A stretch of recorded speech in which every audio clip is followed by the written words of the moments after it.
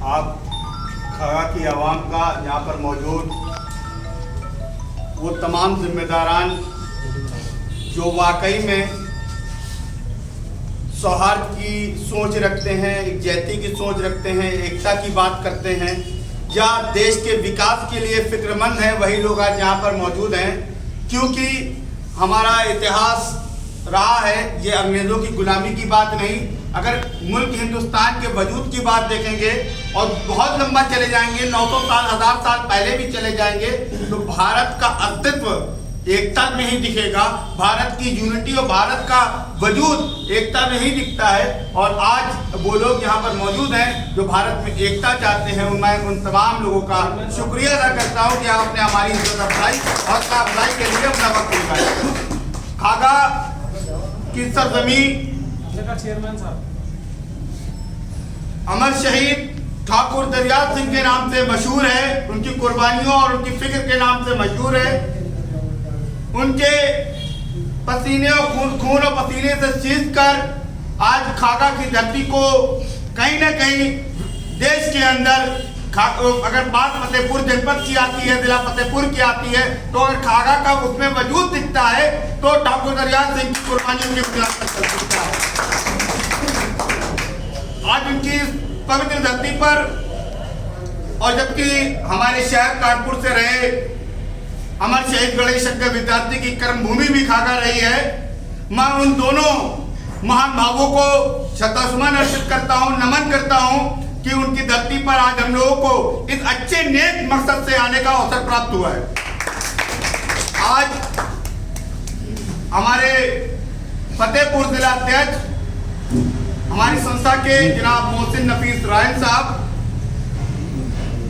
के इस इस्तकबालिया कार्यक्रम में, स्वागत कार्यक्रम में मौजूद हमारे चेयरमैन प्रतिनिधि साहब राम गोपाल सिंह साहब, अमित पांडे जी, प्रेस क्लब के सम्मानित अध्यक्ष सरोज पांडे जी, वरिष्ठ पत्रकार आनंद विश्वकर्मा जी, नफीस रायन जी, शिबू खान जी, अशोक सिंह जी, रवि चौहान जी, सुमित केसरवानी जी और तमाम सभा के पूर्व अध्यक्ष शिव सिंह यादव जी और तमाम सभासदगण, सम्मानित पत्रकार बंधुओं,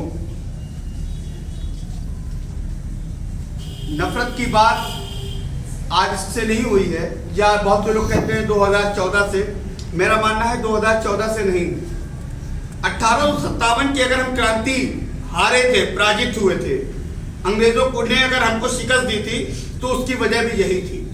क्योंकि उस वक्त उन्होंने डिवाइड एंड रूल की एक पॉलिसी हमारे मुल्क में आकर अपनाई थी। इस बांटो और राज करो की पॉलिसी में उनको कामयाबी मिल गई थी। हम अपने अपने खित्तों में बट गए थे। हिंदू अपनी बात कर रहा था, मुस्लिम अपनी बात कर रहा था, क्रिश्चियन कम्युनिटी अपनी बात कर रही थी, बौद्ध अपनी नेतृत्व की बात कर रहा था। हम जब तकसीम हुए थे तब हम 1857 की जंग हार चुके थे। हमारे उस वक्त के तमाम क्रांतिकारी परास्त और हताश हो चुके थे। मगर उसी के बाद अभी हमारे साथी शारिक साहब ने एक जोड़ी का जिक्र किया था, राम प्रसाद बिस्मिल्लाह अशफाकुल्लाह खान की। इस तरह की एक जोड़ी की बात नहीं, मुल्क हिंदुस्तान के जब लोगों ने 1857 की क्रांति हारने का जब उसके विचार रिसर्च किया, जाना उसको शोध किया, तो निकल के आया कि हम जब डिवाइड हुए हैं उसका फायदा अंग्रेजों ने और अच्छी तरह से उठाया है। उसके बाद जब हम एकजुटता के साथ आए हैं तो 1942 में अंग्रेजों भारत छोड़ो का नारा हमने बुलंद किया और उसमें कामयाबी हासिल की। 1942 में ही हमको लगभग आजादी मिल गई थी। हम जब एक हुए हैं, जब हमने मुल्क की तरक्की के लिए सोचा है, मुल्क का विकास हुआ है, हमारे मुल्क का विश्वास और मुल्क के प्रति जो विश्व के अंदर एक संदेश गया है वो पूरी दुनिया में हमको सबसे अलग फहरिस्त में लाकर खड़ा करता है। अरे दोस्तों, मेरे बुजुर्ग भी यहाँ पे मौजूद हैं, मुझसे उम्र में काफी सीनियर लोग मौजूद हैं। हम तकसीम होकर कोई भी निजाम अपनी जिंदगी का नहीं चला सकते। हम बार बार इस बात को दोहराते हैं कि हमारी अगर जीवन 60 साल है, 70 साल है और हम अगर एक ही मेजॉरिटी वाले आबादी में रहते हैं, उसके बावजूद हम अगर ये कहें कि हमारे जीवन में किसी दूसरे धर्म का लेन देन नहीं होता, तो ऐसे हम जीवन यापन नहीं कर सकते।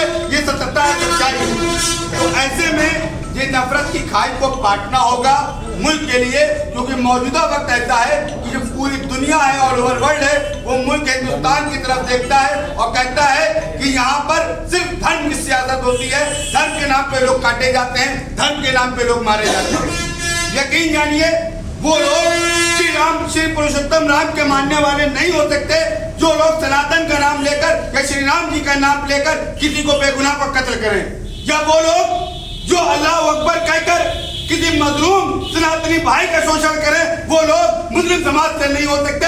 इसलिए सच्चाई है, क्योंकि अगर बात सनातन की जाए तो न सनातन किसी वेद में, किसी अपने किताबों में कहीं इस बात का वर्णन करता है कि आप किसी मजलूम को मारो, उसके साथ उसको सताओ या उससे भेदभाव करो। न ही इस्लाम का जो कॉन्स्टिट्यूशन है कुरान, न वो कुरान कहीं पे कहता है किसी मजलूम को के साथ आप जास्ती करो या उनके हक को मारो। तो कोई भी मजहब, किसी भी मजहब में अगर आप बात कर लें तो इंशाअल्लाह रहमान कोई भी मजहब इंसानियत से हटकर और दर्द को या दर्दगी को बढ़ावा देने वाला संदेश मैसेज कभी नहीं देता है। मैं तमाम के तमाम लोगों से हम लोग